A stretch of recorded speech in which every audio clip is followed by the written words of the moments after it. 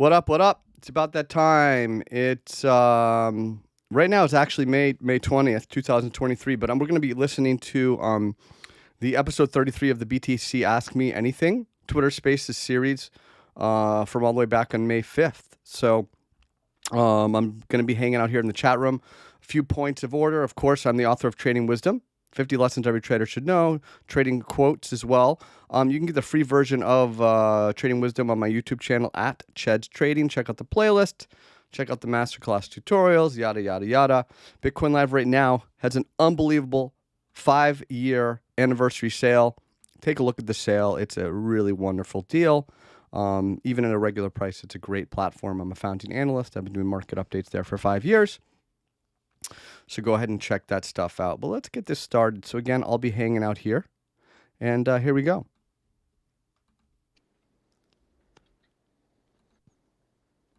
Ask questions. BTC. All right. Folks, thank you. Thanks for hanging out here today. It's a wonderful day. Great day to be alive. Happy to be here Saturday, May 6th, 2023. This is episode 33 of my Twitter Spaces series, Ask Me Anything Market Update. If you enjoy these, I hope you do. Go to my YouTube channel at Cheds Trading, and you can listen to like 32 other. I've got 29 uploaded, but you can listen to almost 30 other spaces. And if you're a new trader, I mean, what a great resource. You get to listen to people asking questions and hearing my answers. And a lot of them are repeat questions, things that kind of we all go through as traders, risk management, how to structure trades, approaching the market. And of course, there's specific stuff, time and place, about what Bitcoin's doing, what crypto's doing at a specific time and place. But the lessons are timeless. So if you're listening, and we're going to build up the room too, we're still getting started, 100 people so far. What I want you to do is there's a button in the bottom left. It says request to speak.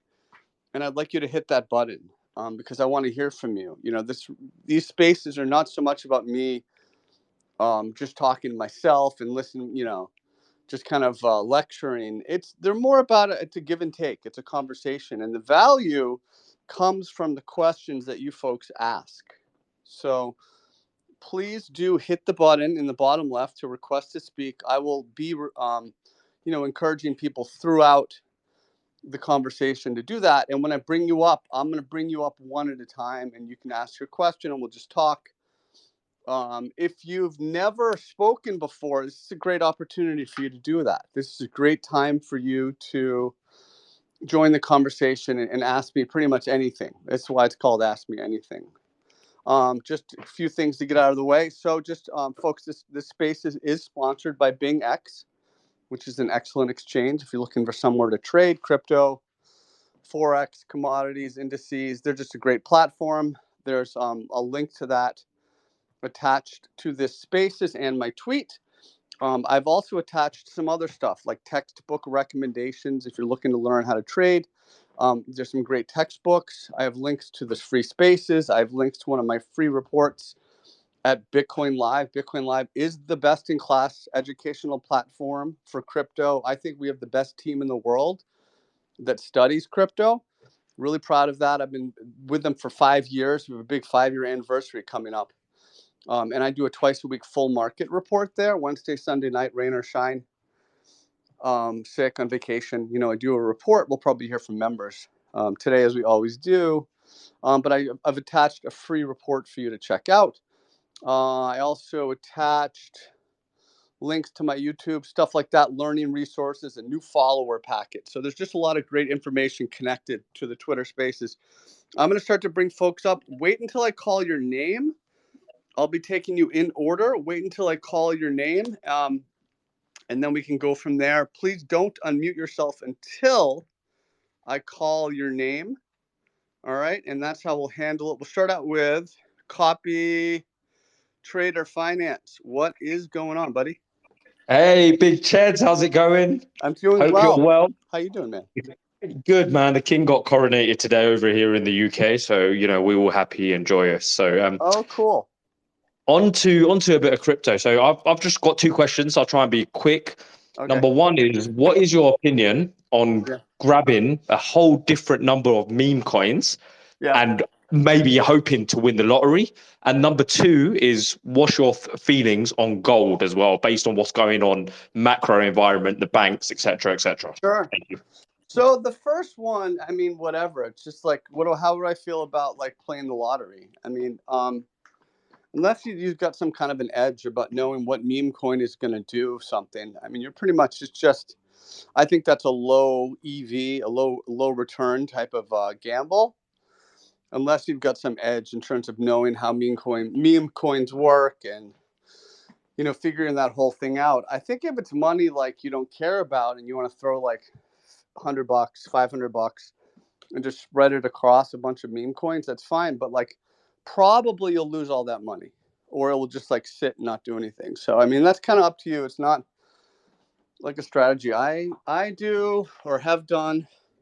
But I mean, I get it. I understand why, and I understand given like what, whatever Pepe, is that what we're calling it? Pepe has been doing. I can understand like, approaching the market and saying, okay, well, I want to catch the next one. So I get that. In terms of like gold and the macro, I don't really care about the macro. I mean, macro is just nonsense to me. I mean, everyone has an opinion about what macro means, and because of this, assets will do this and metals will do that. So I don't really like the word macro. To me, is just so useless. I think no one really has. There is no macro. It's just everyone has an opinion. Everyone has an opinion.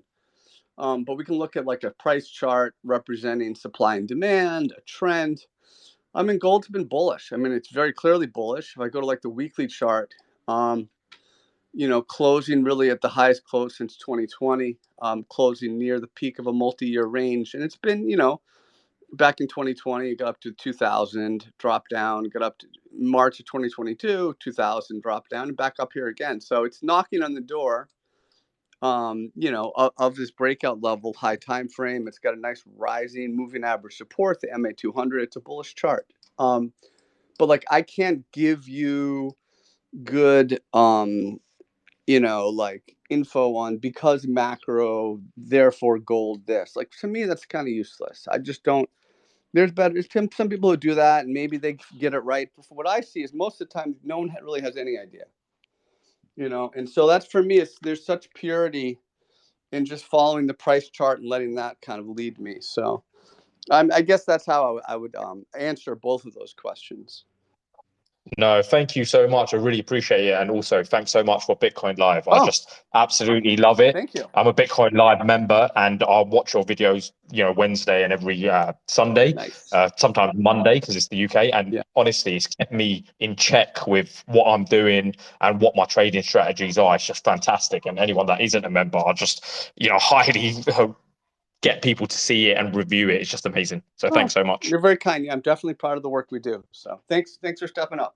All right. Let's go with Austin was next. Austin T.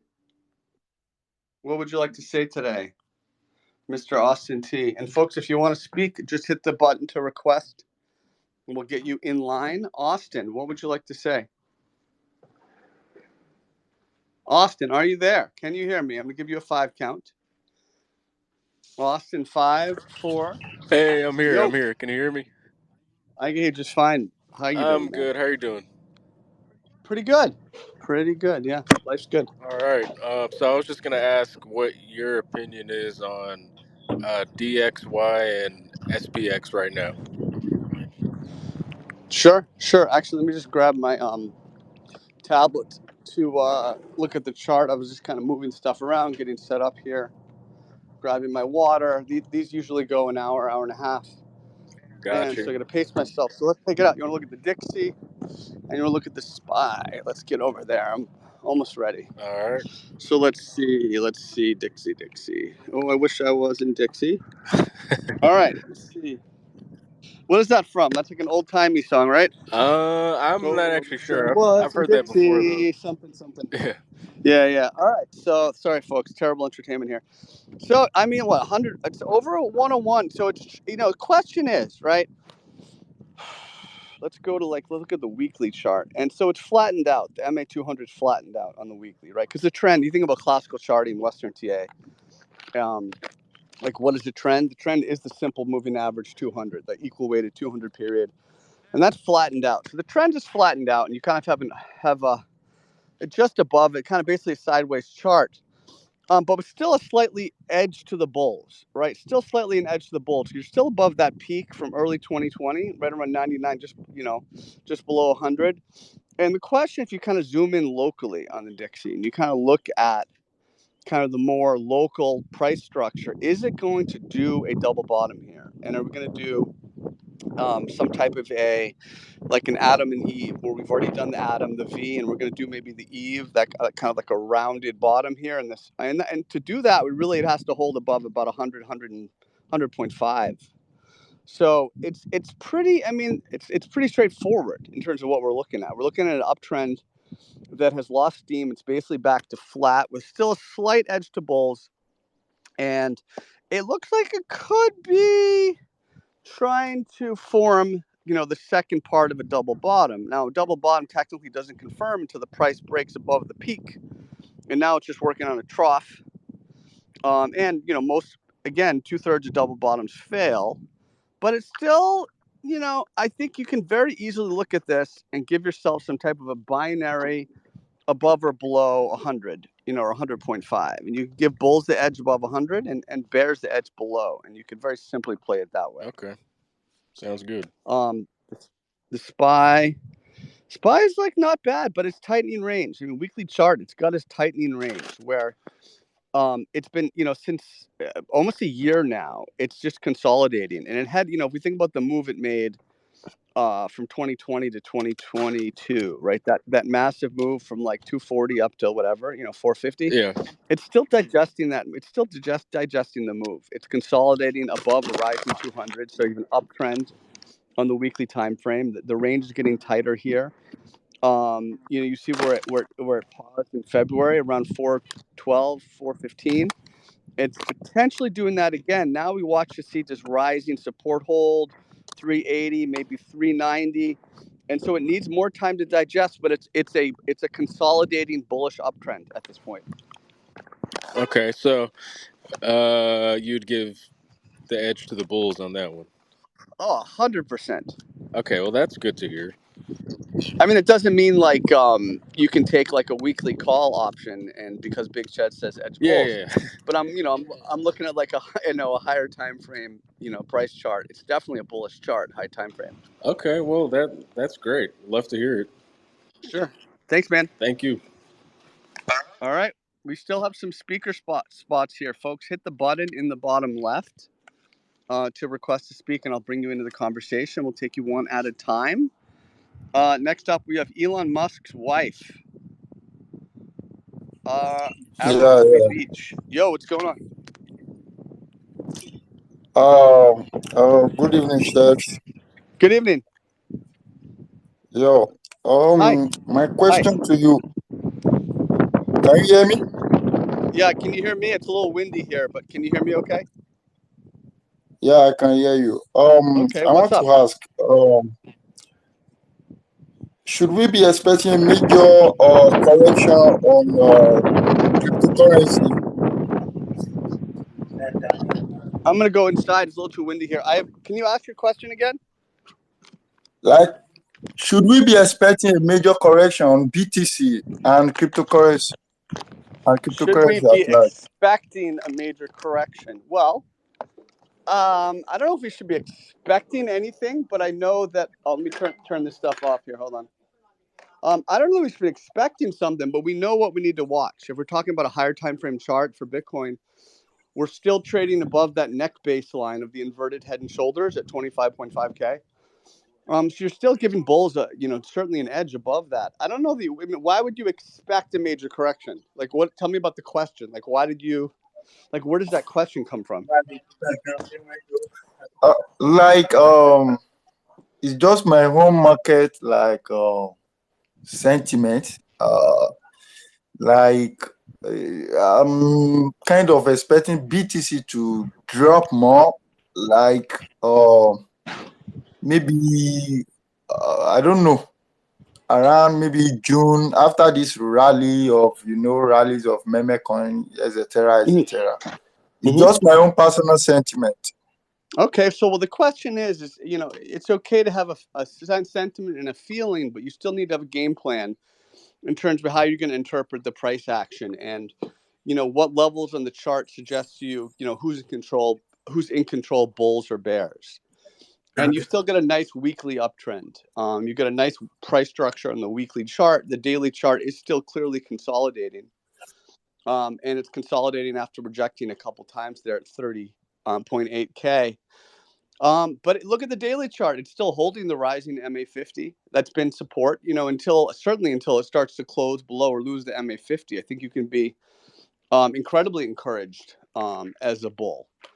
So, I wouldn't think about it as expecting a major correction just because a meme coin is moving or just because whatever. Because those things kind of happen here and there all the time. If you've traded here long enough, you've seen it happen many times. So I wouldn't really think about it that way. I would just think about, is the price holding MA50? Is the price holding the weekly EMA 8? And just kind of let the chart, lead things for you. All right, buddy. All right, Elon Musk's wife. Are you still there, bud? All right. Thank you so much. Thank you, man. I hope you have a wonderful day. Okay. You're welcome. All right, let's go with Hi on BTC. Hello, can you hear me? Hi. What's up, buddy? How you doing? I just want to say some things. You changed a lot of my mindset on how to see the market, how to trade. And I want to thank you. And Thank you. I've been listening to your classes, the 50 lessons, I think. And it's like mind changing. And the thing about you got to keep yourself in the market. You cannot lose all your money, so you can keep trying. I have a problem with that. I'm a very emotional guy, and I want to know how to deal with that because I've lost a lot of money, but still something inside me. I want to keep going. I want to make money with this because I like cryptocurrency and I believe in it. So how do you think I should change my mindset on this and stop being more? So it's a great topic, and I'm actually right now, I'm writing my 4th book, which is a trading journal. And it's basically about like how to fill out a trading journal and why. And it's a journal itself for people to fill out. And so my question to you is like, are you using a trading journal? No, I never use trading journal. Yeah, that's a big problem. So you have to write down every trade, why you're entering, where your idea will fail, how you're feeling when you're entering the trade. And there's more stuff, but those are the most important things. And then at the end of the trade, what happened? What did you learn? And then how you're feeling. You have to kind of constantly be asking yourself and thinking about your emotions, because we are emotional creatures as humans, and we're not robots. We're not like Chat GPT or whatever, GPT or whatever. So you got to start using a trading journal. You're not. Because what's happening is you're having these trades that you're losing money on, and you're not getting any value back. There's always a value back, is the lesson. Every failed trade, every lost trade is a potential lesson for you to learn. It's offering you a lesson. And so if you're not even like, getting that rebate, you're not going to do well in the long run. So you got to start doing that. You got to think about each lesson, why you're losing the trades, and figure out what your like major mistakes are that you keep, likely repeating. I see. And I bought the book from Steve Nissan, the Japanese candlestick. It's a wonderful book, yeah. I'm from Japan. I live in Japan for 10 years, and I've been in the market investing and everything, but I never heard of this book, even though I'm in Japan. And thank you. I want to say thank you for showing the book for us. And I also ordered your book. I think the Daily Dose. Good. Okay, wonderful. Please let me know how that goes, and check back next time I do a Spaces. Okay. Thank you. All right. Take care, my friend. Thank you. It's good. I love doing this. Let's go next up. And folks, you have a couple speaking slots available. Hit that button in the bottom left to request to speak, and I'll bring you up into the conversation. You can ask your question. The ordinal side. What is going on the ordinal side? Hey, hey, how's it going? Pretty good. How you doing? Good. So, I've actually, this is the second time I'm in your space right now, and I follow a lot of people, and like, it's always like nice to like go out and like just listen and like learn. Yeah. And so it's like nice that like, that you're conducting this space and there's like so many valuable things. And my question is, it's a little like a little tangent, but I just want to like throw it out there for you to like see Sure. what you have to say. But Uh-huh. I remember like Ethereum, like real quick, like when like the whole like ecosystem, even before it developed, like the thing that exploded before Ethereum like really exploded to $4,000 was the whole DeFi and NFT system on it.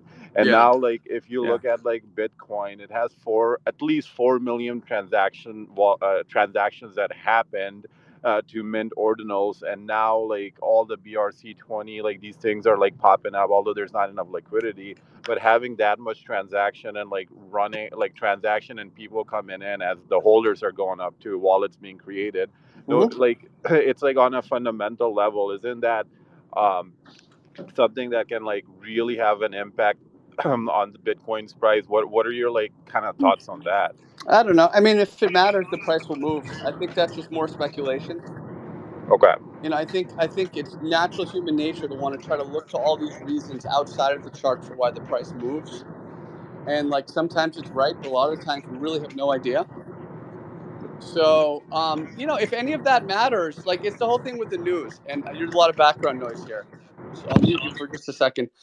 Or there you go. So like the whole thing about the news is like if the news matters or the fundamentals matter, like the price is gonna hold support or it's gonna do something. It's gonna break resistance. So I think there's a danger, and it sounds like it's logical. You walked me through like a good logical, thought process, and so I'm not like faulting that, but I think the danger is that if you convince yourself of something, if you convince yourself of like a narrative, because of that, now you're potentially going to miss out clues on the price that it's doing something. Right now, all of a sudden, because you're convinced it's supposed to be bullish, you're going to like when the price breaks support, you're not going to sell. You're still going to hold on, right? It gives you reasons to ignore the chart, like when you do stuff like that, and that just never works out. So I think it's fine to look at those things and to think about them, more theoretically, but they really should have almost no impact on your trading and your investment decisions. That has to be based on price relationship to support and resistance and the trend and the momentum and all that stuff. All right, that makes sense?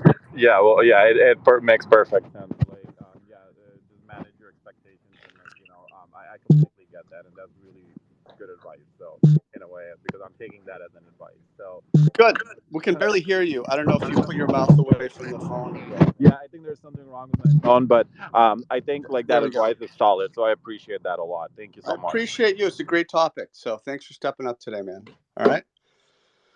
All right. Let's go with Duclair is in the house. Hey, what's up, man? How you doing? I'm doing good. I Good. just Good. want to, first of all, just say I've been following you for a couple of years now, and I really appreciate, even when it seems like a lot of crypto Twitter is all jumping on the same wave, they're all saying the same thing. It seems like you always stand up for what you actually think is happening, no matter what other people are saying. Well, it's really nice of you to say that. Thank you. That's very kind. Yeah. So my question is, I got a huge airdrop from Arbitrum when that happened a little while back. Okay. So it was about 85,000 Arbitrum, which is more than I've ever had of pretty much anything. So 85 USD 85,000 Arbitrum. Which is how many? Like, what is it? How much is ARB? Oh, it's at like $1.22 right now. So Feel like 100 grand? yeah, it was a little over 100 grand. So I sold about half of it so Wow. far. Yeah, just given to me. Okay. Yeah. Wow, that's something. So I sold about half of it just because it's a ton of money, and I want to sell probably about another 30% of it. So I was just wondering what you thought of the chart. I don't know how to Take a scale look. out of it. Yeah, have you seen I got I think lesson 28 in my book is scale in, scale out, and I kind of talk about that. Let's take a look at ARB, ARB. I haven't looked at it probably in a few days. ARB, no, that's AR. That's a different one. ARBUSD, I want to go to this one. All right, $1.23. Not a ton of high price history, huh? That's the problem, man. I mean, and it's just breaking support here. That's not good either. So it's probably going lower. It's probably going to like a $1.15. $1.15, $1.10. Yeah, so like you don't like TA is very, you need history, right? Technical analysis is identifying a trend and then attempting to profit from deviations in the trend. So what I mean by that is like a strong uptrend that just had a dip. You want to buy that dip, or a strong downtrend that just bounced and had a rip. You want to short that. Like you want to take advantage of moves against the trend. If you don't have any like historical price data, you don't really have a trend. There's like really nothing in ARB like for me to TA for you. I mean, looks like maybe some support around $1.15. I mean, the question is, where should you sell? I mean, if it's free, you'd sell it anywhere. It doesn't matter. Yeah, you know, that's true. It doesn't matter, and there's no history, so you are dealing. It's just very much uncharted territory. You need someone to correctly guess what the chart's going to look like in 6 months or a year, and that's hard when there is no chart. So, all right, honestly, that's kind of what I was. That was my whole thought pattern. Was there's just no history, so it's kind of hard to know. So, I guess. Yeah, but you did a really good job, dude. Selling half. I mean, that's brilliant. I mean, I don't know, leave like 20% and let it ride, I guess. Right? Yeah, that's what I was pretty much thinking. Is leave about 20%. Yeah, I mean, you can't go wrong there. You can't lose sleep over that 20%. You shouldn't, at least. You know, if you do, you got to go see a psychologist. Yeah, no, I'm feeling good already. So, thanks, man. Good job. Appreciate it. Thank you. All right, take care, Duclair. Folks, we got a couple speaking slots. I usually run these Twitter spaces. Ask me anything as long as there are questions. So this is your opportunity to ask me a question. It doesn't mean I'm always right, but I'm going to tell you exactly what I think. I'll be as honest with you as I can. My whole motto is helping new traders avoid my old mistakes. And that's just what I've been doing for 8 or 9 years now on Twitter. So I'm going to keep that rolling. So hit the button in the bottom left to request to speak, and we'll bring you up one at a time. Next up is Vaz Hurlitz. Vaz Hurlitz, what is going on? All right. Hello. You hear me? Hi. All right. Good. It's Vaz. Is it Vaz? Yeah, Vaz. It's fine. A long-time follower here. I want to ask a question about the Nasdaq 100 index chart. Okay. And also a little bit also on the SPY. They're a little bit similar. So basically, my idea is that I want to diversify a little bit. And what I noticed is that the whole 2022 year was in this big correction downtrend. Yeah. And basically, it bottomed out in 2023, like in the last months. Mm-hmm. And the chart is, like you said before, it looks really bullish because it found this double bottom, and now the trend is switched, and it has higher highs and lower lows. Sure. I'm wondering, the same thing goes for SPY. Now it's a little bit ranging, but it's still, the trend changed and it's moving higher. Mm-hmm. And it's also above moving average 200 and all this good stuff. The only question is, your advice is, if I want to diversify and enter now, I'm a little bit worried about the next, news about the recession and a little bit. Uh-huh. What would you do in this? It's tough to what be would you do in trading this? based on the news. It's really tough to be trading about fear of a potential headline. I mean, oof. Yeah. It should I'm more afraid be of this big correction again. Like we'll have in the next month some recession news or something. So let's talk about the Nasdaq 100, right? The NDX. All right. And can you pull up a weekly chart? Yeah. And look where the price bottomed. February, about a year ago. Well, March of 2022. You see where it bottomed? Yeah. And you see where the price peaked in August of 2022? Oh, yes. Okay, kind of draw that box over. So now the price is pushing right up into what's called overhead supply, which is another word for resistance, like supply and demand, right? Supply means people are willing to sell there. People meaning market participants. So it's bumping up into overhead supply. So it's bullish, but it's a cautionary point where you may expect it to pause, and then you shift to looking for your higher low, your increasing demand, vis-a-vis rising 200, maybe some type of a rising demand trend. If you draw from the peak, draw from the low, October 22 low, and kind of connect maybe to the March low, kind of draw rising demand. Maybe you'd wait for it to drop to like 12.5, right? And then what you're doing in that case, now you're buying a dip in an uptrend, right? Which is what you want to do, right? It's tough to buy here because this is an area where it probably should pause. So it probably should pause, and you want to buy whatever dip comes from it. But I wouldn't be thinking about the news. Like, who cares? It's just going to lead you. It's going to lead you astray. Like, nobody can figure out trading the news because it's just talk, right? Like, come on now, like. Yeah, like the charts are like positive, and like the trend is positive, but then you hear this news and all these negative. Yeah, the news is just a way to scare you out of your money, honestly. It just always is. All right? Like the price, the only fundamental analyst you need is the price. Right? Think about that. It's the only the best fundamental analyst in the world is the price. Because if something matters, the price will move up or down. It will hold support, or it won't. So I would just diagnose it like that. It's an uptrend that's bumping into resistance. So I want to wait. I'd probably want to buy a dip. I mean, or theory, you could buy if it starts to clear 13.5. You can also have a breakout method, right? But you wouldn't want to buy here right at resistance, in my opinion. Okay. Yes. I got it. All right. All right. Good. Thank you, buddy. Thanks. Bye-bye. All right, folks, hit that request button to speak. We'll bring you up into the conversation. We've got about 150, 200 people here. And only just Tycoon, who I'm going to bring up, is requesting to speak. It's pretty weak, folks. Come on. I hear you listening, having a good time.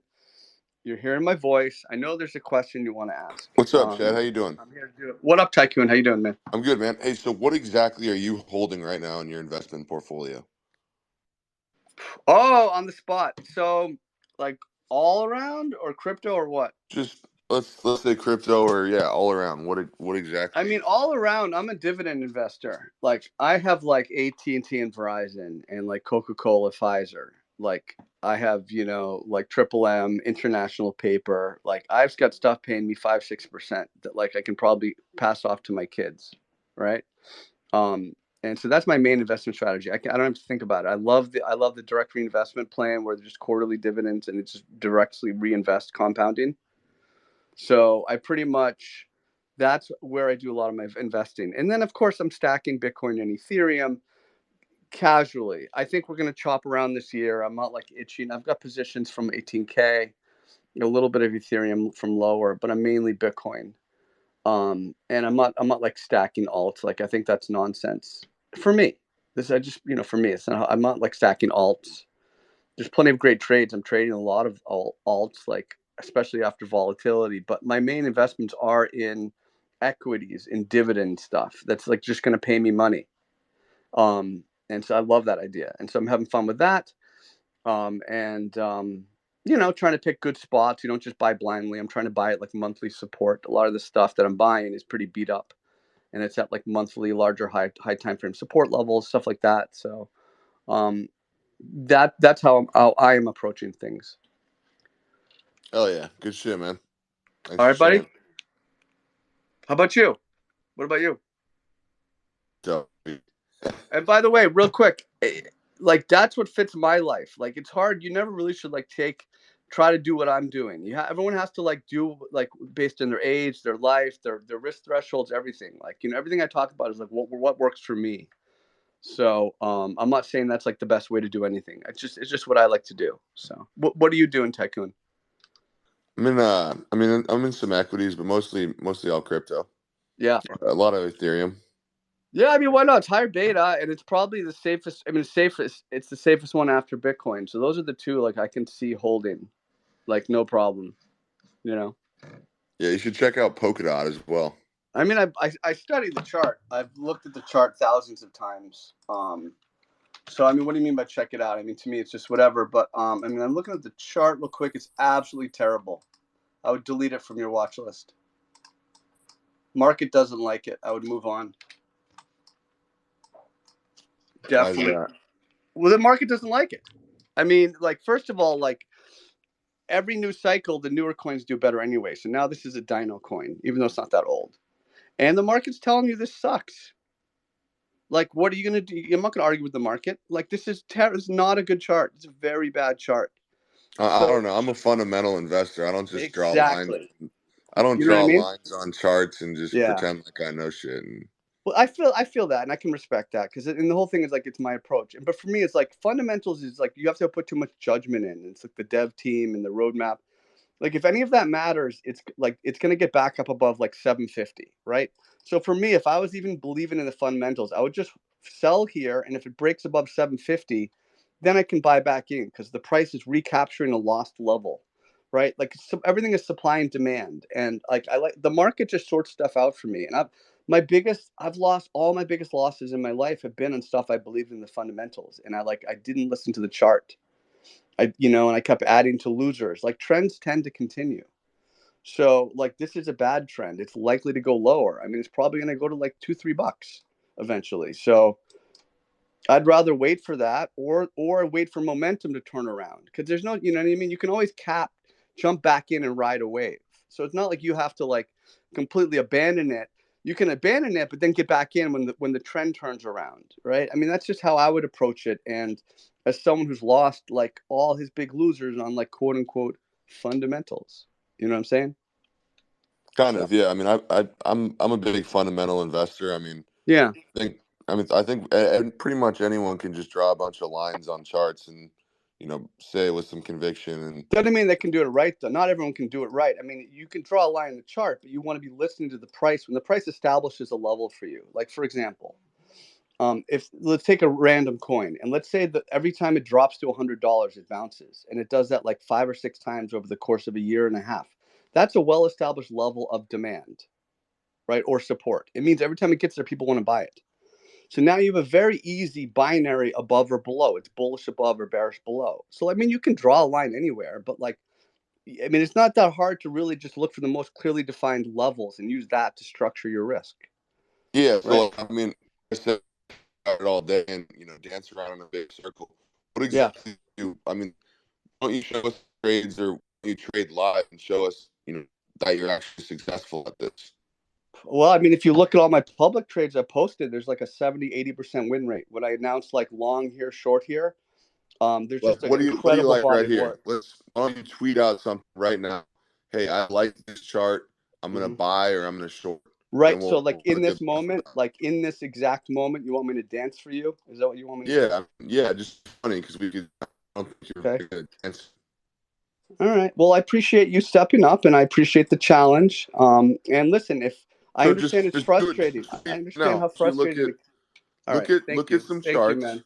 Yeah, clown show. Thank you, bro. I understand it's frustrating, and I mean, I get it. I challenge him on fundamentals, and I'm trying to be empathetic. I'm trying to say that when I've focused on the fundamentals, I've just lost money. And what what you have to do is let the price do that fundamental analysis for you. So for that individual, I would recommend go to my YouTube, go to the masterclass playlist, and they'll give you a good basic primer of how to approach the market, blending Eastern and Western technical analysis, Japanese candlesticks, and classical charting technique.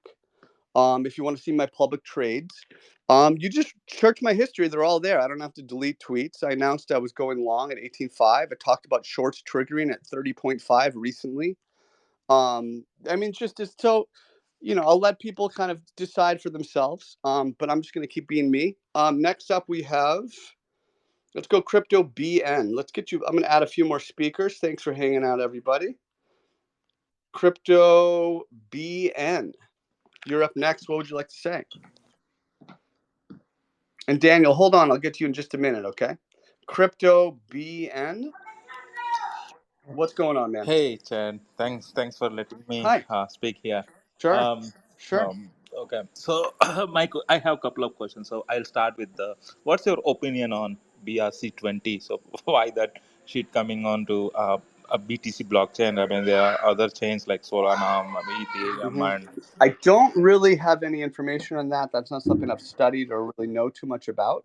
So I'll have to pass on that question. Okay. So the other question I have: are we in an uptrend or downtrend of BTC? Uptrend.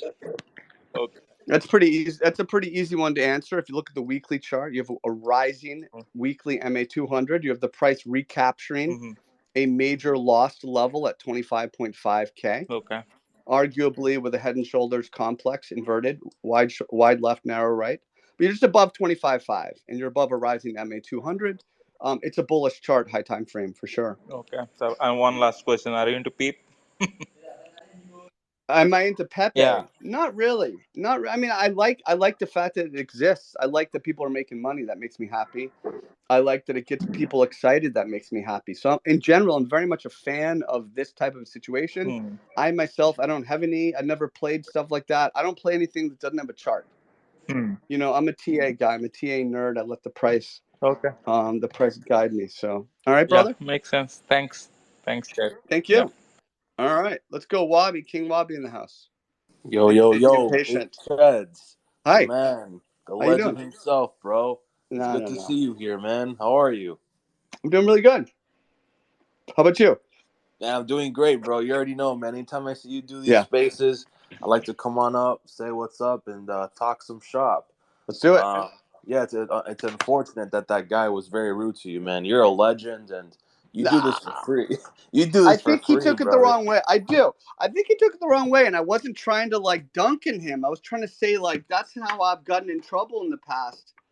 Like, and that's the thing. Like when people ask me, "Hey, take a look at a chart," if I think it sucks, I'm gonna tell you. Like I'm not here to make you feel good. Like go to your Discord room, and they'll tell you make you feel good. You know? Yeah. Hey, man, I remember, I got into the market in December of 2017, Cheds. Yeah. And, when I found out about alts in February of 2018, I thought Neo was like, the next best thing since sliced bread. And then price was quickly to show you that, like, it's fundamentals don't really matter, man, because if Well, fundamentals, it may or may not matter. I just don't know in the yeah. end, right? And I've so many times been convinced of something, and then the price, did something else, and so. Yeah, man. So I just wanted to come on up here, man, and see, what are your thoughts on the pulse of the market? We're seeing a trend in this market over the last 2 quarters where you'll have an airdrop, you'll have a meme token go crazy, and then you'll have BTC and ETH sort of relax, consolidate, and once those quote unquote meme tokens or high risk beta, whatever you want to call them, kind of cool off and have their blow off top, eventually that liquidity finds its way into the majors, and it's sort of this rinse and repeat cycle, right? In December, we had Bonk, and then of course that transferred over to Solana, and then Can you hear me BTC now? and Ethereum. Yeah, you're good. Yep. You're good. We can hear you. Were you able to hear me, brother? I mean, I guess the idea was, like that, like the meme coin liquidity is going to roll back into the majors, right? Is that kind of the question, or the gist, the thesis in some ways? Yeah. That's the trend that I'm seeing. Okay. We just wanted to know if you've been checking out that similar trend that's been going on, right? And in February we had the Blur airdrop.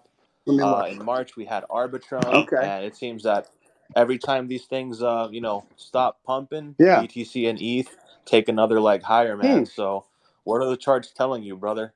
I mean, it's interesting. I haven't drawn those correlations, and I'd have to look at those at points in time. And it would make sense. You need retail. Bitcoin needs retail to make new highs. And so, retail gets excited about all these coins. It gets new people in the market, and then they would roll back into an uptrend, which is Bitcoin. And Bitcoin, so, I would say, let me approach it this way. I'd say it would make sense because Bitcoin's been resilient. I mean, look at that dip we had on first week of March, where we opened a week around like 22K and we dropped to 19.7, bounced off the MA20. I mean, boom, like what a nice response. And we haven't even tested 25.5, and we've been above it for like 7 weeks. It looked like we would have initially tested. We looked like we would initially go to that level, and we've been so strong we haven't even gotten really close to it yet. So it's been resilient. It's a really interesting theory that you're talking about, and knowing you, I'm sure it's true because you follow this stuff closely. It's a sign of a healthy ecosystem, and crypto has always had an interesting ecosystem. And there's been times when it's been so dead and so boring, and we've been around for it, and it's been so boring. It's been really bad, right? Yeah, There's times, yeah, right. You know what I mean? There's times when you're like, why am I here? I mean, like, I can't believe I'm still here. And there's times when there's stuff like this going on and all sorts of new things, and it can be incredibly exciting. So it may be a little bit like life too. So you get that kind of those highs and the lows. Bitcoin's really resilient right now, and so hopefully, be fun to see that continue. I am a fan of what's happening with the meme coins. I hope that continues. I hope Pepe doesn't just go to zero quickly, because I think that will kind of burn a lot of people. Yeah, I did take that play, and it was the best trade of my entire life, Cheds. Shit, yeah. You can buy a boat or what? Yeah. No. So I put some in the retirement account. So brilliant. Why not, I'm dude? saving While that. you're young, I mean, make a smart move while you're young. Yeah, and Chaz, the reason why I brought up the whole airdrops and meme coins and all that stuff, yeah, if you remember, out of that bottom in December of 2019, those first 2 quarters of 2019, you had all these exchanges like KuCoin and Binance have these programs called innovation zones and IEOs, and basically you had tokens like, you had some altcoins like Matic and Kava that basically users were able to throw their BNB and raise money and participate in an ICO, and you'd get your tokens back immediately. And these tokens would run up from like 10 mil market cap to like 100 mil plus. And anytime there was one of these like IEOs on KuCoin and Binance, we would take another leg higher. And as you saw in 2019, BNB was an outperformer. So I'm kind of like putting 2 and 2 together, Cheds. And it's sort of this notion where history never repeats itself, and it often rhymes. Yeah. And that goes back all the way to 2016, when all these like ERC20 ICO started coming off, and Ethereum, I believe Ethereum went from like 80 cents to $25. But check this out, Chads. Check this out. It went from 80 cents to $25, but then finished the year in 2016 at around $5. So some crazy volatility is always like, there's always this crazy volatility, like a year out from the halving, and a few months leading into the halving. And I mean, you saw the COVID crash, right? That was a few months before the halving, and so it's sort of odd how closely we mimic prior cycles in a way.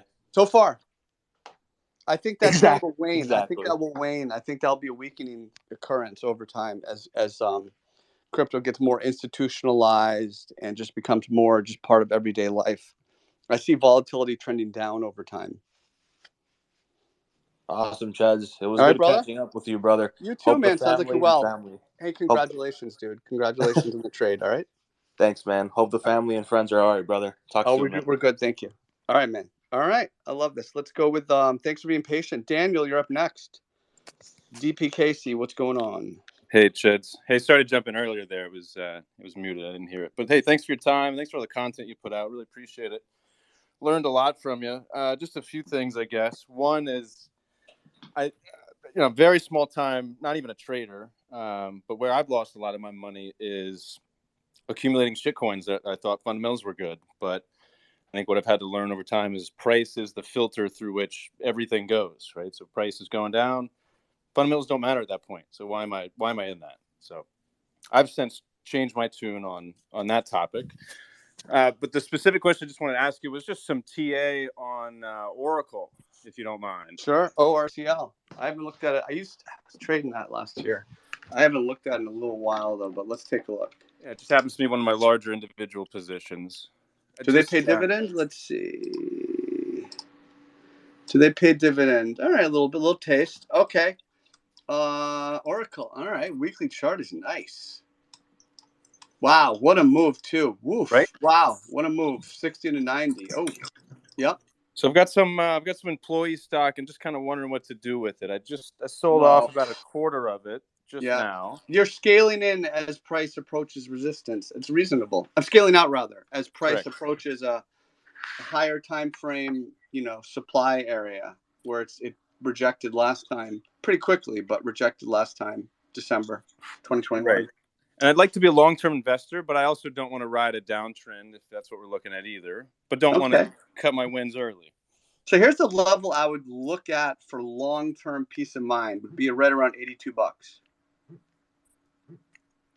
If the price goes below 82, that would represent to me a warning sign of weakening bull trend. Okay, look where the price peaked in April 2022. Even go back, actually go all the way back to June of 20 weekly chart, right? Yep. Look at the June 2021 peak. Now look at the lows of September 2021. Now look at the peak of February 2022. Look at the peak of April 2022. Look at the peaks of December 2022. Look at the lows of March 2023. You see what I'm saying? Right. So like when I'm like, I want the price, I'm looking for the most well-defined level in the chart. It's that level plus that represents a higher low. And so you don't want to lose a higher low as a bull. Right? If it rejects here and it comes back down, it pretty much needs to hold that level. And it doesn't mean it's going there. But if it does go there and it doesn't hold that level, that would be a big warning sign. Maybe a warning sign. Maybe not big, but it would definitely be a warning sign for me. So I would watch that.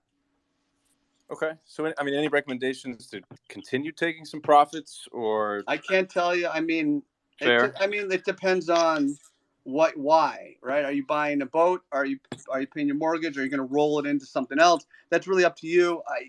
I would never fault someone for taking profit. It's had a really beautiful move. I don't really have an answer. Right. No, All right. Fair enough. It's just my largest position. I wanted to, take advantage of the move. Here's what I would say now. It sounds like it's too large a position that you're not comfortable with it, is what I'm hearing in your voice. Well, I don't know. I mean, you got to think about that. Correct. Right. All right. That should be this, anytime you're uncomfortable, the position's too large. So figure out a way to make it more comfortable so that either way, it's not too big a deal. You know what I mean? Right. That's why I sold some last Friday. Good stuff. There you go. Okay. All right, brother. Keep it up. All right. Thank you, sir. Appreciate it. Appreciate you, man. Check out my YouTube. Will do. Thanks. Peace out. All right. Payat, you're back. Hey, Cheds. Good to hear from you. You too. What's going on, man? I want to see if you could talk a little bit about specifically Ethereum and this daily almost engulfing candle. Oh, and massive. kind of what you infer from that, and what you would think. Is it a obviously a big rejection from 2000? Is it just back into the range? Is it it's basically back in the range? 2000? It's both of those things. I think it's a pretty nasty rejection from yesterday, which kind of looked like a breakout candle. But I'm still buying at 1800 if we get there. So I've still got that lower Bollinger Daily kind of, a couple ways to look at this. So I still want to buy at 1800. Also, even though we've had a big red candle, I'm putting it into context, we're still holding the daily MA50, like Bitcoin. So I've still got a decent argument short term for a bull to hold into like a trade from here.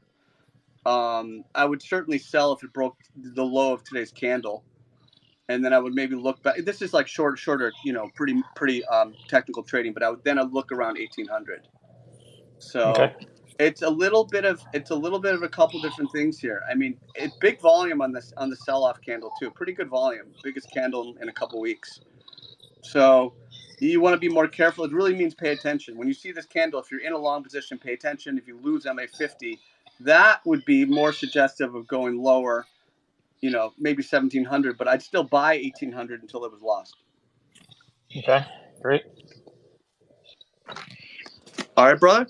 All right, appreciate it. Appreciate you. All right, let's go with Sovereign. Hey, Cheds. How's it doing? How are you doing? Pretty good. How you doing? Yeah, great. I'm on a hike, so I'm a little bit out of breath, but I'm jealous. Yeah, I'm jealous. yeah. I'm sitting at a computer, and you win because I'm at a computer and you're on a hike. Yeah, well, there's a power outage in the city I'm in for like 2 hours, so it was like I was forced, so I had to go. I felt like I had to do something with my time, So good. So I'm kind of surprised. There seems to be a lot of people who are like, maybe it's just not exclusively a trading show, but it seems a lot of people are factoring in fundamentals a lot. And like I've not. It's the way it goes. I think most people do. I think most people are fundamental traders. But that what surprises me about that is like I factor in fundamentals to some extent when it comes to investing. Like I really dig into like a few things. I don't pretend to know everything about 10,000 shitcoins and so forth, or a dozen companies. I stick to a few. And then I look for the best price that I can get it at, and then I hold forever. Like I don't even have an exit for those things, right? That's my investment thesis. But I like when looking at trading, like I thought it was all about sticking to the charts and keeping emotions out of it. So, and when I've been listening to you, Tone Base and other successful traders, it seems like that is more of the theme. So how do you reconcile being a trader and an investor at the same time? Yes.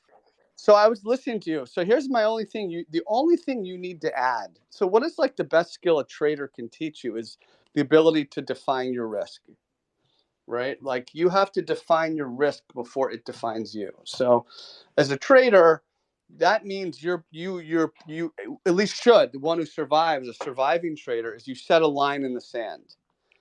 And that is my idea fails here. I'm long because the price broke above 100. Right. And now that it's back below 100, maybe I'm out. So that you define your risk. So like with you, you've got fundamental ideas and you're buying and holding them, but you have to now start to attach to every idea. Where does my idea fail? You have to protect your risk.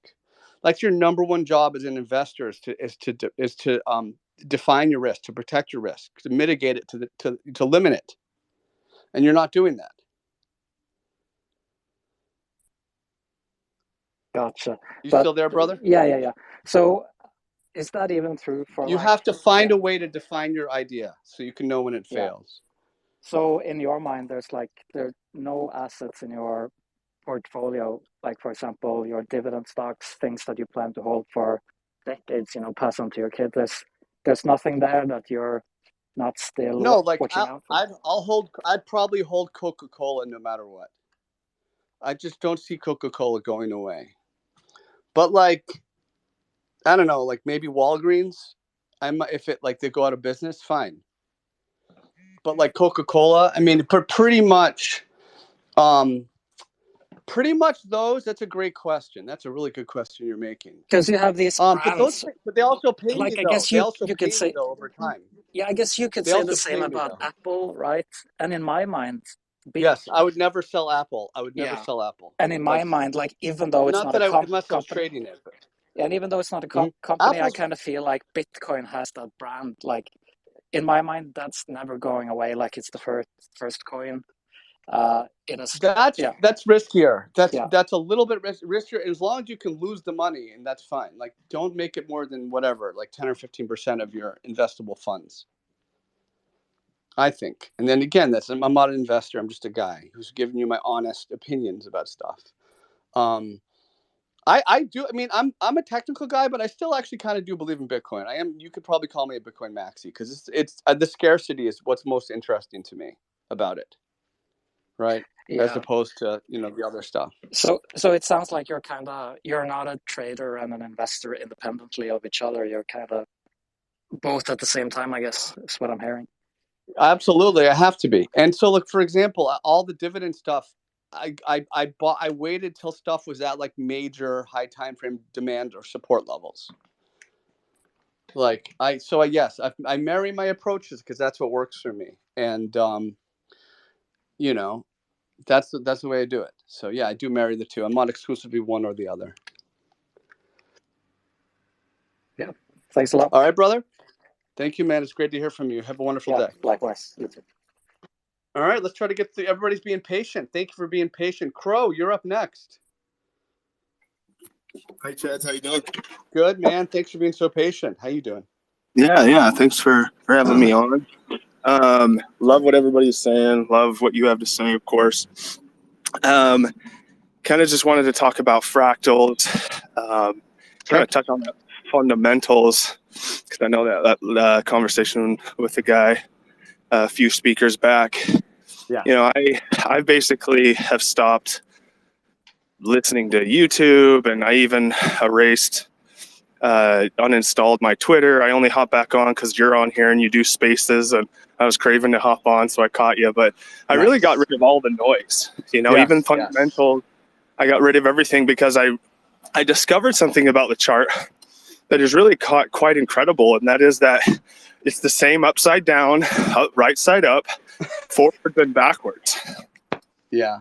It's all exactly the same. It just looks different because it's like all cats are cats, but they're all different sizes and colors, right? And they meow a little bit differently, but they're all cats, right? So if you understand that, it's actually just all the same thing happening. It's just a psychological pattern happening, and it's being painted out on the screen for you. Yeah.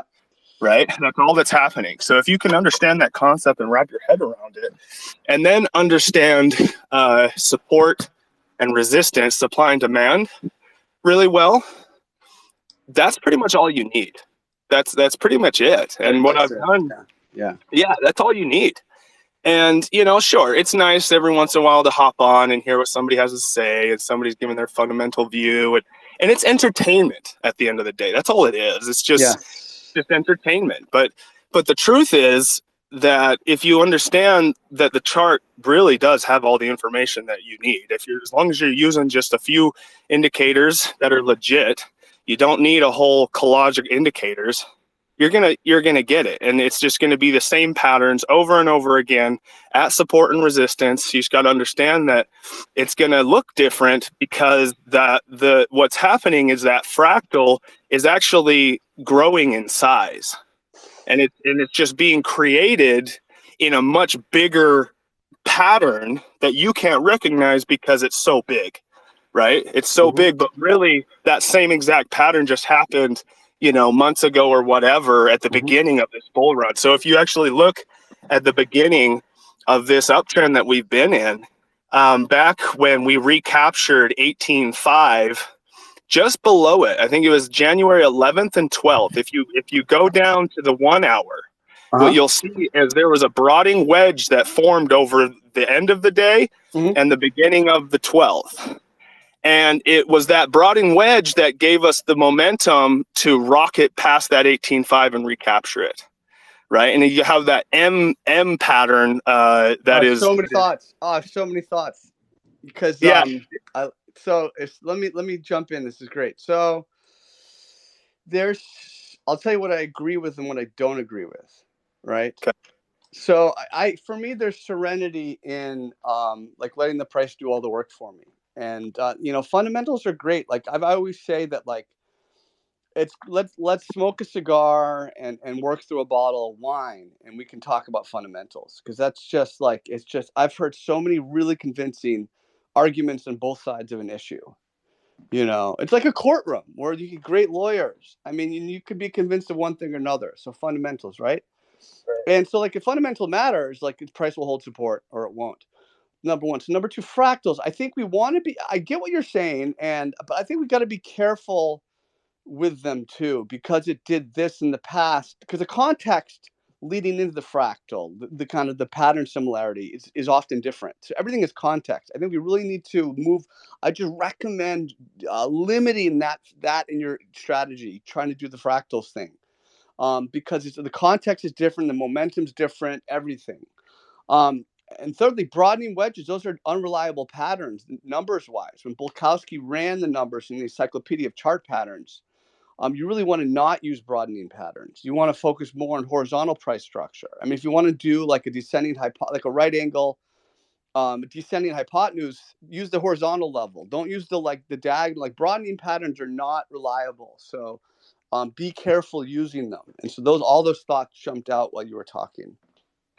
I wholeheartedly agree with what you're saying. Absolutely. And you know, kind of in my own style of trading, what I find with the broadening wedges is, even though I'm using a diagonal, that's kind of just a guideline to tell me approximately where that last dip is gonna bottom before we get the spike. It's reasonable when you're using a zone around it. Yeah, and I totally get that. Are you using Elliott waves at all too? Or no? Because the Elliott waves kind of jive with that whole type of a broadening, rising type of a zigzag, movement. Sure. And I tend to not use them, but it might be, for you. Yeah, I got into. I kind of understand the concept of what's going on, but what I realized is that, at least in my opinion, I actually haven't done as much reading in textbooks as I probably should. I've done just a more analyzing. But when it comes to Elliott waves, what I realize is that it's actually just they are using Elliott waves to map a AAA setup that is literally just a psychological pattern that plays out. It's the psychology. It's very pattern. true. It's a mini roller coaster. Absolutely. Yeah, it's just a cycle. And if you understand patterns are just cycles, and you get out of this thing in your head that, oh, well, the price is here now and it looks this way now. It doesn't matter. Like, you got to understand, where are you in the psychological cycle of that, right? Because there is one.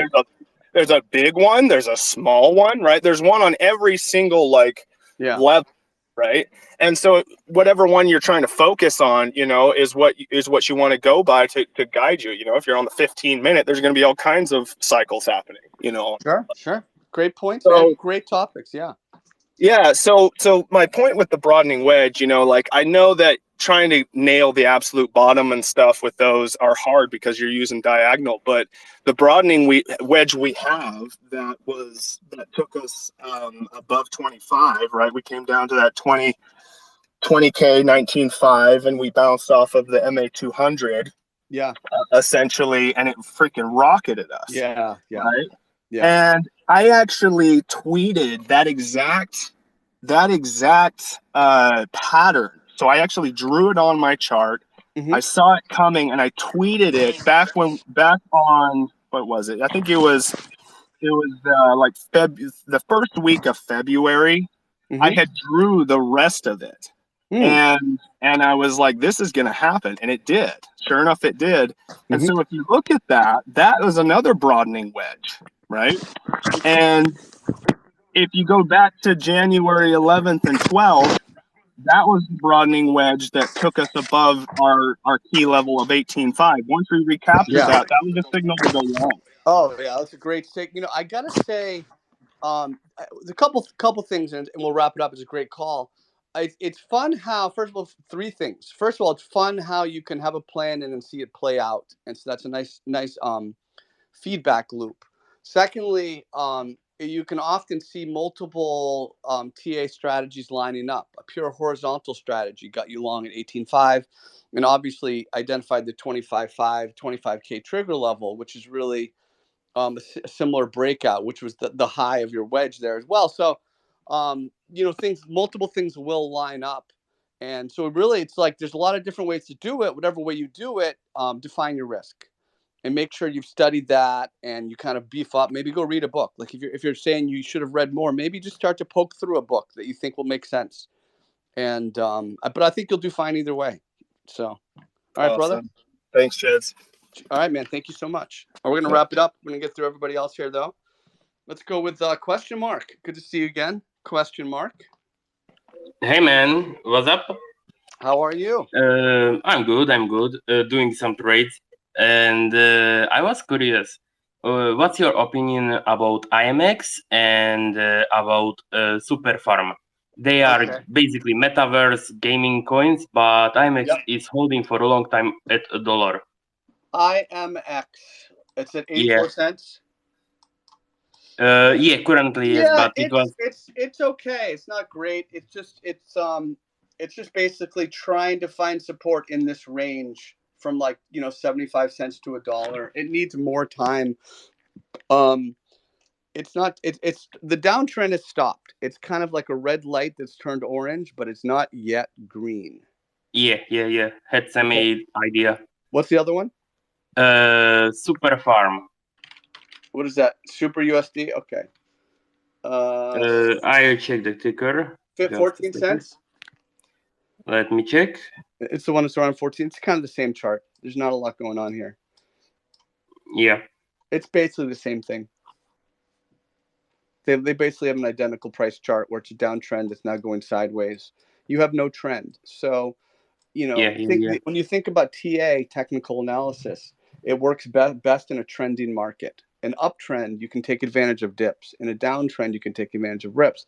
In a sideways market, really nobody wins. So there's not much to do with TA here except wait for volume. Maybe you want to see the price get above 18, 19 cents and start to poke through. You want to see that 13, 14 cent support level hold. And there's stuff to watch, but there's not a lot to really do with a chart like this. Gotcha. I'm just asking, if they look more like a stable, not stable coin, but something that is bottomed, or it's look more like a shit coin? Inconclusive. Well, there's definitely shit coins. They look like typical shit coins right now. Absolutely. I mean, this is a perfect example of a shitcoin chart. And it either bottoms here or it continues lower. I don't know. I'd say it probably goes lower, but I don't know. Slight edge to bearish long term because it has a little bit of the latency of the downtrend, but it's inconclusive if they've bottomed. And yes, they do look like shitcoins, but that's fine. Okay. You can make great money in shitcoins. All right. Yeah. Thank All you. right. Take you. Good to talk to you. I'm going to get through everybody left. Pico, you're up next. What's going on, Pico? How we doing, Cheds? Good, man. What's cracking? Well, I got a couple, more direct questions and less theological, or for lack of a better word. But how do you feel about the moving average convergence, divergence versus Bollinger Bands and all that? Like, what are your top three tools? Well, you can't live without Bollinger Bands, especially if you're a Japanese candlestick trader, right? Which I am, right? Because everybody loves a good hammer candle, right? And hammer candle, you want that at the lower Bollinger, not the middle or the upper even. Yeah. So you got Bollinger Bands are a must. MACD, I'm not much of a MACD. It seems a little slow for me. I don't really use it even RSI. What do you mean slow? I just does like the moving average cross doesn't tell me much when the price crosses the zero line, or like even when the EMAs cross. I just never really found that it's done much for me, and because philosophically I found that if your trades come from the price, not from an oscillator, and I found that when I really get into those, even think about like a stochastics RSI, right? You know how it has crosses all the time because it's bounded and it's just like short term. You start to really just start to let like the oscillators will lead you to a trade idea. I found like the more I use them, the more like those are leading me to a trade idea, and it's not good. Like the price relationship to support and resistance, and maybe like a moving average, but just like I'm philosophically against using stuff like that. I think it just takes you away from the price. You're going to miss a clue because the MACD says it should do this or whatever, and it's slow too. It's latent. It doesn't. I don't know. I just always felt slow to me. Okay, I got you there. Is this some of the stuff that's covered in your books? Absolutely. Oh, absolutely. Okay, and also that the link in your bio says 99% of crypto traders lose money. Is that like a where does it say that?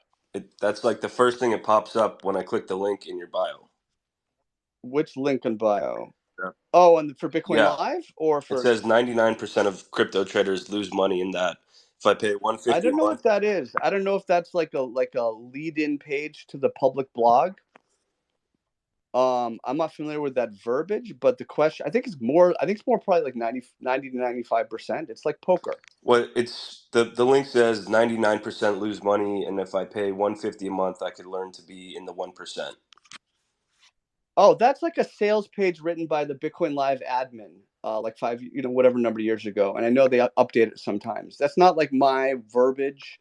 So I've been doing Bitcoin Live for almost 5 years, and I do a twice a week report, and I haven't missed a report in over 4 years.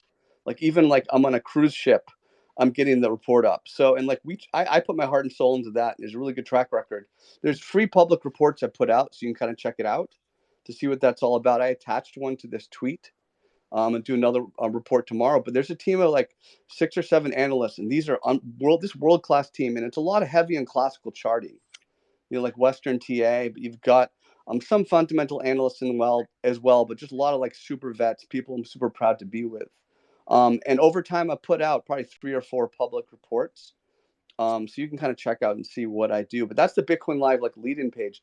But a ton of my stuff is free. Just go to my YouTube channel and go to the masterclass playlist. I've got 3 videos there, which are like super alpha for new traders. And those are all free. And then the third of my book is free on my YouTube channel. There's a playlist called Trading Wisdom. I have first 18 lessons, me narrating the book, reading it, and talking about it. Okay. So like get all the free stuff first. There's a ton of free stuff. At Bitcoin Live, I stand behind 1,000%. And we kill it there. But you don't there's a ton of free stuff too. So I'm not, it's not like everything is, I didn't want to sound like clicking my bio and it leads, like everything is like trying to sell you something. It's like totally not the case. Yeah, it may not, you may not try to come off like that, but that's, how it looks. But so yeah, that's like a landing page for the site that hires me, Bitcoin Live. Yeah, and it's a very interesting page that that. But it's unbelievable. Bitcoin Live is unbelievable. Yeah, I mean, Bitcoin Live is unbelievable. So but watch the free stuff and go from there. And then so Bitcoin's down today. So with all this charting and stuff and all these wedges that are super cool. What's tomorrow going to be? Is it going to be up or down? I don't know about tomorrow, but I can tell you what's more likely. It's like poker, right? You think about poker where, and sometimes it's like I have pocket aces and you have pocket twos, right? So that means, and we go all in pre-flop. Do you play poker at all? Yeah, I play poker, and I don't think I'd go all in with pocket twos. Well, let's say there's a situation pre-flop where you get all in, and let's say it's a short stack, a 4-handed short stack, and of course you might get all into, pushing with twos, especially if like to the blinds or whatever, right? There's situations where it would happen, and so you're all in with twos versus aces like 84%. So you're not always going to get that good a position. So with TA, it's identifying the trend, and so the lower time frame you go, the less reliable it is. But like on the weekly chart, we have a clear uptrend because the price is above 25.5K. So we can watch that level, right? It's above the rising MA200, which is a simple moving average. It means the last 200 weeks, the average of that price, that's the trend in classical charting. We're above that. It's also the price is holding what's called the 8 EMA, which is the last 8 weeks. And EMA versus a regular moving average, and EMA is more sensitive to the most recent price movement, right? It's called exponential moving average. It's a very key level to watch in terms of the health, the strength of a trend, especially if you're trading it. And the price is holding the weekly 8 EMA. In terms of today or tomorrow, I really don't know. And what's interesting about it is that it's more likely to have a lower volatility day tomorrow because we're in a kind of a tightening range. We're in a tightening range going back to the end of April. And that's according to Uncle John. Who's that? My Uncle John Bollinger. John Bollinger? Yeah. He's awesome. Is he your uncle?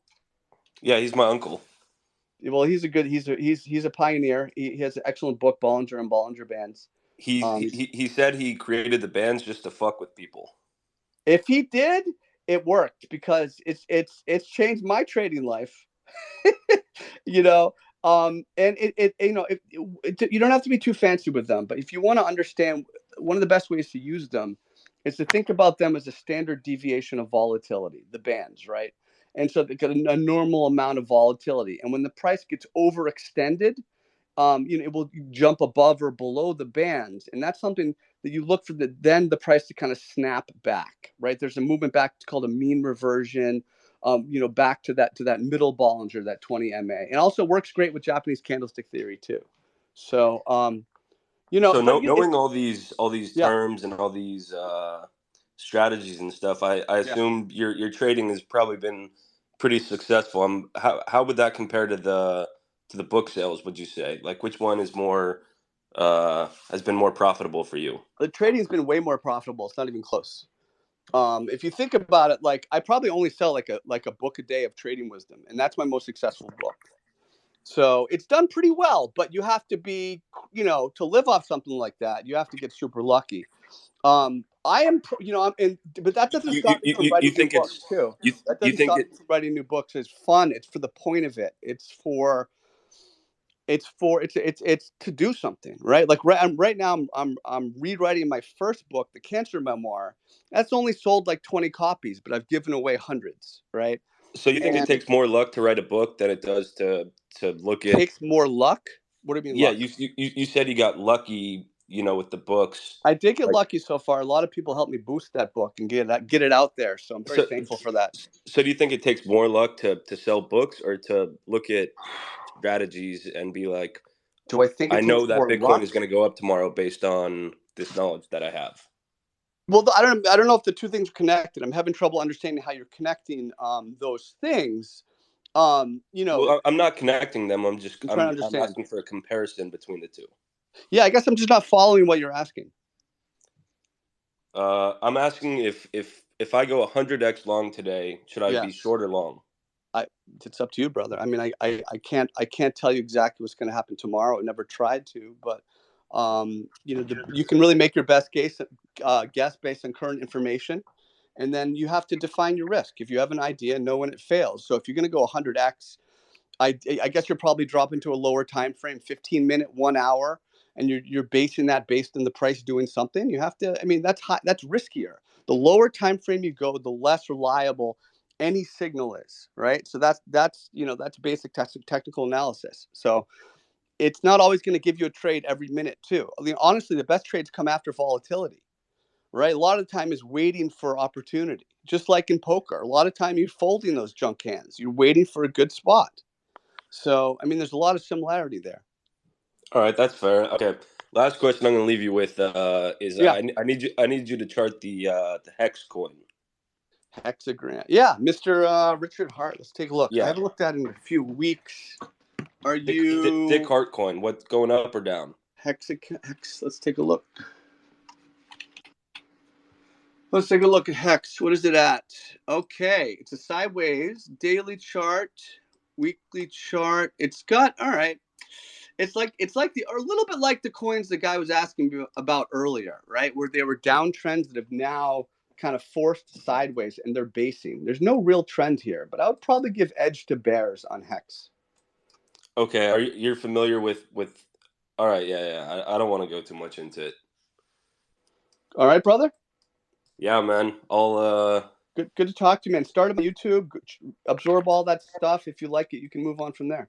Yeah, I think I'll go to the Bitcoin thing and pay $150 because I really need to be in that 1%.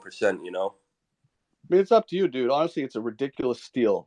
So, I mean, I wouldn't be so flippant about it. If you had any idea, I think it could easily be 4 or 5 times more than that. So, and I'll stand behind that. Interesting. Yeah. No, I just the verbiage seems pretty. That's a sales landing page someone probably wrote 5 years ago, and I could care less about it. I care about my body of work. I haven't missed a report in 4 years. All right. Well, I'll have to check them out because I'm Yeah, check out the free stuff. I have free reports you can look at. I've tweeted them out. And I tweeted one to this exact Spaces. There's an attached. It's one of the links at the top of the page. You can go watch it right now for free. All right. All right, man. Peace out, brother. Thanks for the time. Hey, thanks for hanging out. Bye-bye. All right. What you got, brother? I'm ready. All right, next up, let's go. Let's get through these so we can finish it up. Petrick Shore. Try to keep it brief, folks. I want to get everybody so I can move on. What's up, Petrick? Hey, Cheds. Hi, how are you? I'm good. First, I'm sorry if you if my English is a bit You're bad. Doing but great. You're doing great. You can understand me. Yeah. So what's up today, friend? What's going on? So my first question is about Litecoin. I checked your Twitter. Hold on. Sure. Hold on, Wahid. Wait for your turn, please. Sorry?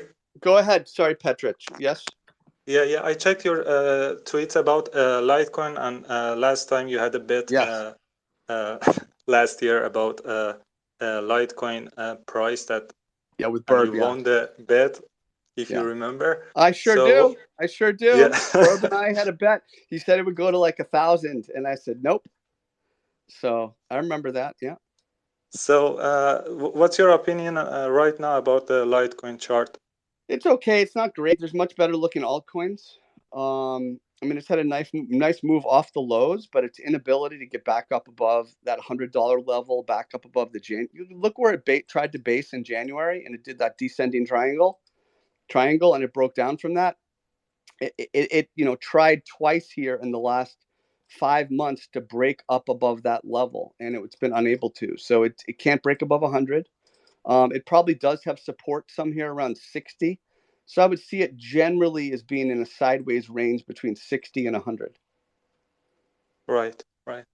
So do you think after before Halloween it can go up, or we should get out after that before the Halloween? No opinion about happening. Like right now, you just have to focus on, does it hold 100 or not, and will it hold maybe 60 if you're really patient and more long term. Even higher than that if you're trading. I mean, you probably get out below 80, for just a trade. But if you don't want to miss the big move, just wait for it to get back above 100 and take a long there. Right. All right. Don't focus on like the halvening or like what you think an event in the future. You got to stop doing that. Okay. So all right. I don't want to be rude, but yes, please. Because of the title, you have asked me anything. Yeah. So my last question is about if you want to have a trade. So yes. What are you going to check first of all? Like first you check the indicator, and then you check the, for example, RSI or MACD or whatever you prefer. I rarely check RSI or MACD. I rarely do. I look at the price in relationship to support and resistance. I'm looking for if I want to go long, I'm looking for a breakout for the price to break above a well-defined level like 100 for Litecoin, or I'm looking for the price to an uptrend that dips, like a flash dip, a shock dip, and an uptrend that breaks maybe below the the Bollinger Bands, or kind of revisits a well-defined horizontal level. That's called the throwback. So or even I'm potentially on just the right doji, maybe like a doji at support. I'm thinking it's going to Morningstar 3 candle, all sorts of stuff. A hammer. Bitcoin had a wonderful signal, for example, on the daily chart. Wonderful signal. If you go to the daily chart, look at that hammer candle we put in on March 10th. It was a beautiful long signal. It was an entire candle below the lower Bollinger Band, with volume on it too. And so I tweeted that out, and everybody did. And that was a beautiful long signal there too. So you're waiting for something to come. You're waiting for a good setup. It's like the poker analogy I used with the guy before. You're waiting for a good hand. All right. So do you have a checklist that you always go to my check, YouTube. Or do you have any yes, go to my YouTube deal channel. broker that playlist. If you see something, you cancel your trade? So go to YouTube and go to my YouTube at Cheds Trading and watch that playlist called Masterclass Webinars. Okay. Right. Thank you. Thank you, brother. Let's see. We're gonna get everybody to try to finish it up. Asabi, what's up, Asabi? Hello, good afternoon, good day. Thank you for calling me. Good day. I called you now. I called you. Mentioning my name, asking me to speak. Hello. How are you? I'm fine, thank you. Good. I'm in Canada, and I just want to thank you. Yeah, this is my first time of speaking, and what I city? want to thank you. What city are you in? Or what area? I'm in Ontario. Oh, nice. I'm actually headed up to Quebec, Montreal, Toronto. Okay. Later this year. I love Canada. Oh, thank you. I love it here too. Montreal is like my favorite city. Oh, wow. Yeah. Cool. So what's going on? My question is, I came into crypto during the bull market in 2021, and I bought pretty much so many altcoins high. Mm-hmm. And I'm still holding. Yeah. So here's my question. Cardano.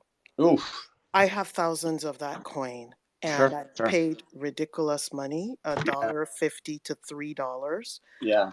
What do I do now? It's tough. I mean, it's hard. It's really tough because when you're already in this position, there's really no win. Yeah.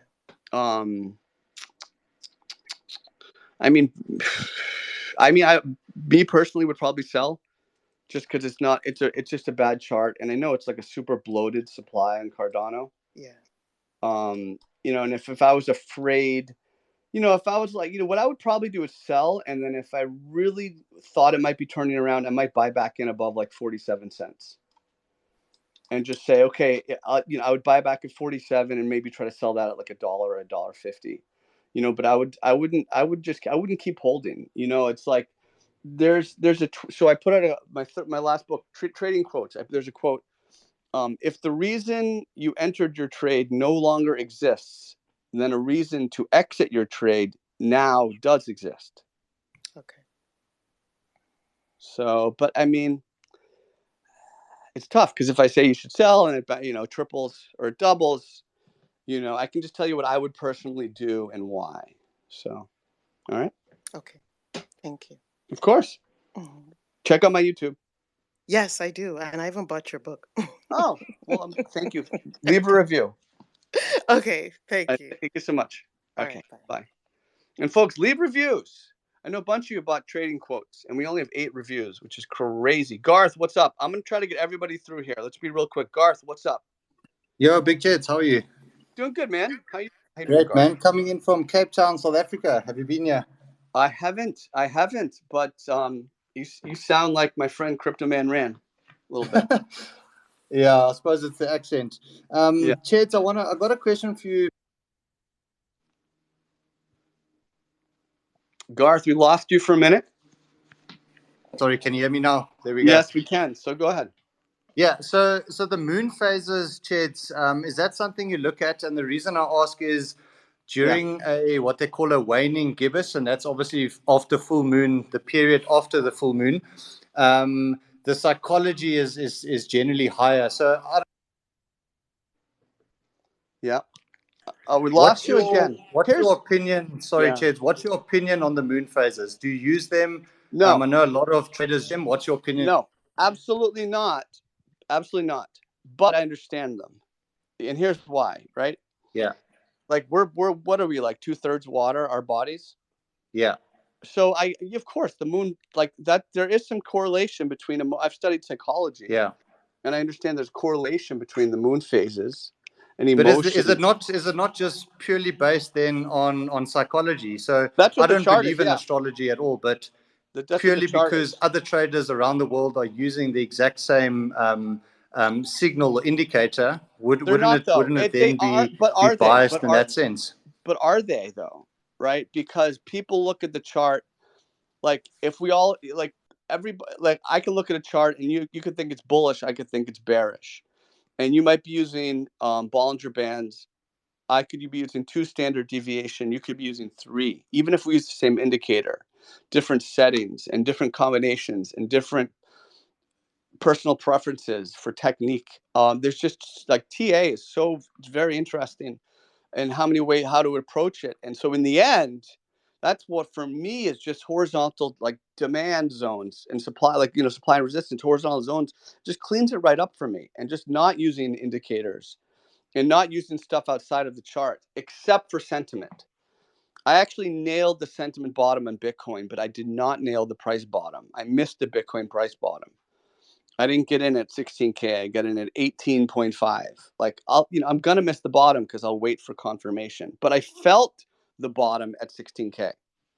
So I'll use sentiment. But maybe for someone else, that's what the moon phases does. It gives them a sentiment indicator. So it's fine. I understand why people use it, but I do not personally. All right. Did I lose him? I lost him. Well, that answered the question, folks. Did you hear me? You guys heard me? We're good. Let's get the last 2. Let's go with Nobody. Nobody and Dev. Are you there? Your turn to speak. Yeah, hello, Cheds. Hi. Yeah, I just wanna say I will just only take you 10 seconds. I just wanna say thank you for all the information that you shared, and that's it. Yeah. I want to say thank you for saying that, and thank you for listening. Yeah. Thank you. All right, brother. I wish you well. That's very kind of you. And all right, thank you. That's it, folks. This has been a wonderful Spaces. I'm going to wrap things up. Check out the attached tweets. First of all, the Spaces is sponsored by BingX. They're an excellent exchange. there's some information there. You can check that out. How to connect to them on the attached tweet. I've also attached textbook recommendations, links to my YouTube where there's tons of free resources. This is part of the Twitter Spaces series. This is episode 33. You can catch 30 prior ones. I'll upload all of them. Links to a free version of my book, Trading Wisdom. About a third of that book is for free on my YouTube and free masterclass webinars. Check out Bitcoin Live, where I'm a founding analyst. I've been doing market reports there for 5 years. And I do it twice a week. I haven't missed a report in over 4 years. I'm really proud of that. Wonderful, super wonderful team that I'm honored to be part of. I've attached a free report. One of my free reports, you can kind of check it out. Like I said, tons of free stuff. So it's not, but if you want more, there's more. There's Bitcoin Live, right? And I also attached like a new follower packet, which is like tells people like I'm not on Instagram, I'm not on Telegram, where to find me, and just links to free resources. So folks, thank you so much. I'm going to try to get this last one in. Easty Nasher, I'll add you. One more last speaker. I'll try to get everyone through. So the last one, and then we'll wrap it up. So Cryptex, what do you want to say, Cryptex? We'll get you in here at the end. Hey, what's up, Cheds? Yo, what's going on? Hi. I have just a quick general question. Without sounding like a maxi, I want to know your opinion about the altcoins consider the current macro conditions, since many of them have like a huge locked up supply, and Bitcoin got this fundamentally store and value advantage. Yeah, I mean, I agree with you. What's the question, though? I mean, well, here's what I would say. I would say Bitcoin is when Bitcoin's accelerating, and there's not much room for altcoins. But when Bitcoin stops to pause and does kind of a deeper, longer consolidation, we often see money flows into Ethereum and altcoins. And that's a really fun environment because you get these, even like the junkier stuff tends to do okay. And the relative strength stuff will do better, the better charts. Like something like INJ right now, right? One of the stronger charts. Like if we start an alt season, INJ would be one of the better ones. For example, right? Just because relative strength concept. So when Bitcoin is in that mode of a consolidation, altcoins tend to do well. But it's also hard to predict. I've learned that I'm actually maybe not so good at predicting altcoin season. I've tried that a couple times, and I've actually just looking at my record over the last few years, I've gotten that wrong at least a couple times. So I guess what I'm learning, and maybe I'm trying to say, is it's a little bit harder to predict those altcoin seasons, even though it should follow when Bitcoin does pause and consolidate. And that's how I would answer your question. All right, that's a good answer. Thank you. Appreciate you, man. Folks, I hope everybody has a wonderful day. I'm going to go get some sunshine. I'm going to go touch grass, as they say. Thank you, everybody, for listening. Thank you for speaking, and I'll talk to you soon. Big Cheds out.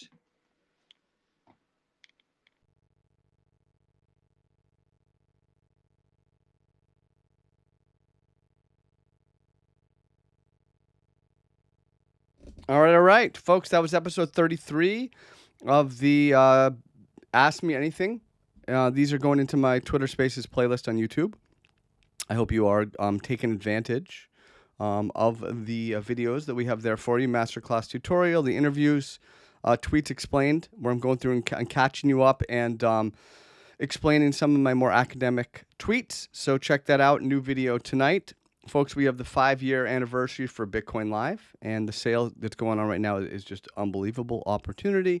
If you watch this later, it's still a great. It's really still a great opportunity, even at regular price. It's a world-class team, and I'm proud to be part of it now for 5 years, doing my twice a week full market update. Check out some of the free stuff. I had one of my most recent reports, quote unquote, declassified, so anybody can watch it from Wednesday night. So I encourage you to check that out. I'm the author, of course, of Trading Wisdom and Trading Quotes. Get those on Amazon. Folks, thank you so much. I will talk to you soon. Big Cheds out.